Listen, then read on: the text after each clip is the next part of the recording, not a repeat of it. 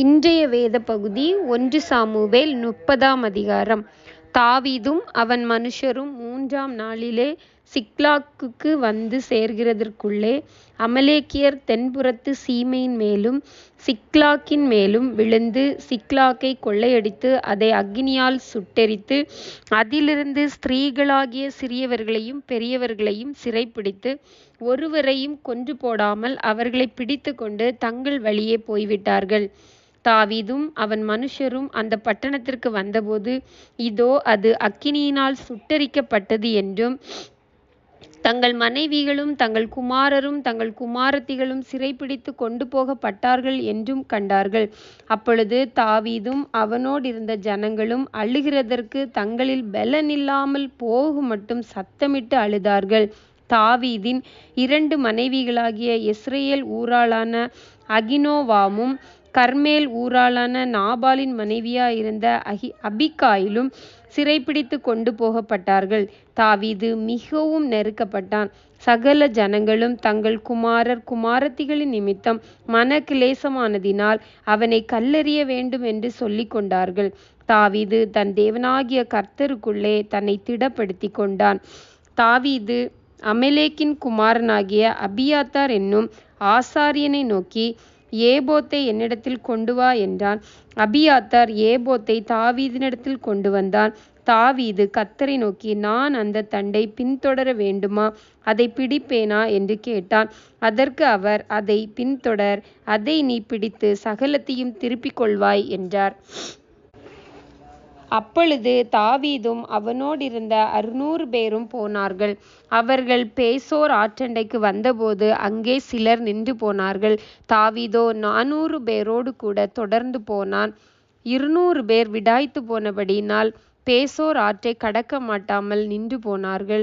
ஒரு எகிப்தியனை வெளியில் அவர்கள் கண்டு அவனை தாவீதினிடத்தில் கொண்டு வந்து புசிக்க அவனுக்கு அப்பமும் குடிக்க தண்ணீரும் கொடுத்து அத்திப்பழ அடையின் ஒரு துண்டையும் வற்றலான 2 திராட்சைப்பழ குலைகளையும் அவனுக்கு கொடுத்தார்கள்.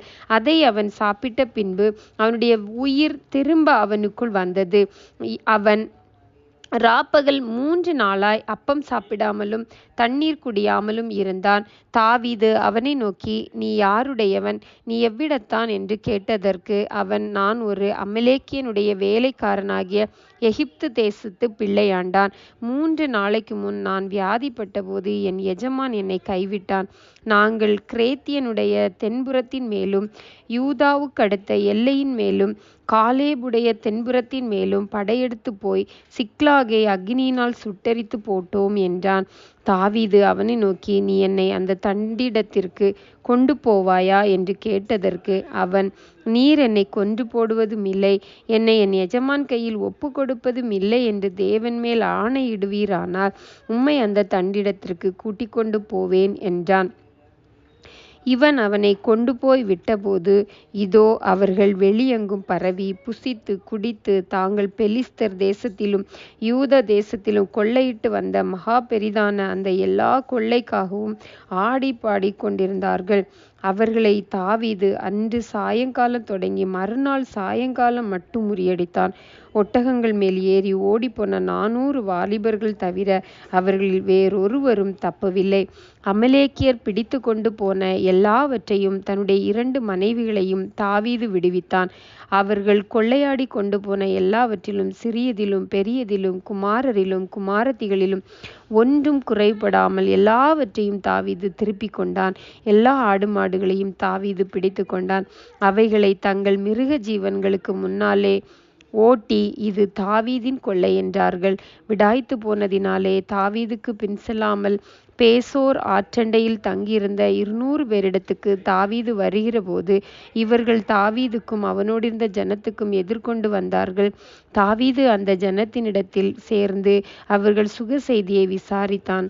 அப்பொழுது தாவீதோடே நடந்து வந்த மனுஷரில் பொல்லாதவர்களும் பேலியாளின் மக்களுமான எல்லோரும், அவர்கள் எங்களோடே வராதபடியினால் நாங்கள் திருப்பிக் கொண்டு கொள்ளையுடைமைகளில் அவர்களுக்கு ஒன்றும் கொடுப்பதில்லை. அவர்களில் ஒவ்வொருவனும் தன் தன் மனைவியையும் தன் தன் பிள்ளைகளையுமே அழைத்து கொண்டு போகட்டும் என்றார்கள்.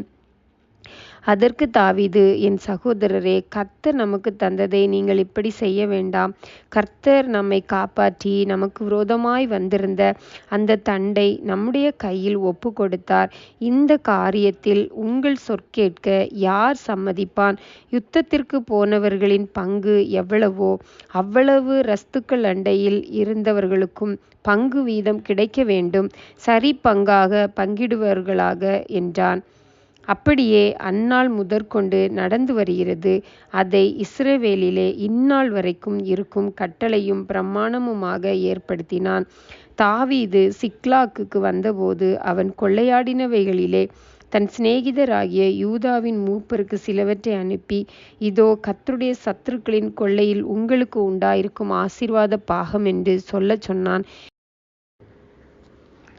யார் யாருக்கு அனுப்பினான் என்றால், பெத்தேலில் இருக்கிறவர்களுக்கும், தெற்கான ராமோத்தில் இருக்கிறவர்களுக்கும், யாத்தீரில் இருக்கிறவர்களுக்கும், ஆரோவேரில் இருக்கிறவர்களுக்கும், சிப்மோத்தில் இருக்கிறவர்களுக்கும், எஸ்தெமோகாவில் இருக்கிறவர்களுக்கும், ராக்காலில் இருக்கிறவர்களுக்கும், எலியரின் பட்டணங்களில் இருக்கிறவர்களுக்கும், கேனியரின் பட்டணங்களில் இருக்கிறவர்களுக்கும், ஓர்மாவில் இருக்கிறவர்களுக்கும், கோராசினில் இருக்கிறவர்களுக்கும், ஆற்றாகில் இருக்கிறவர்களுக்கும், எப்ரோனில் இருக்கிறவர்களுக்கும், தாவீதும் அவன் மனுஷரும் நடனமாடின எல்லா இடங்களில் இருக்கிறவர்களுக்கும் அனுப்பினான்.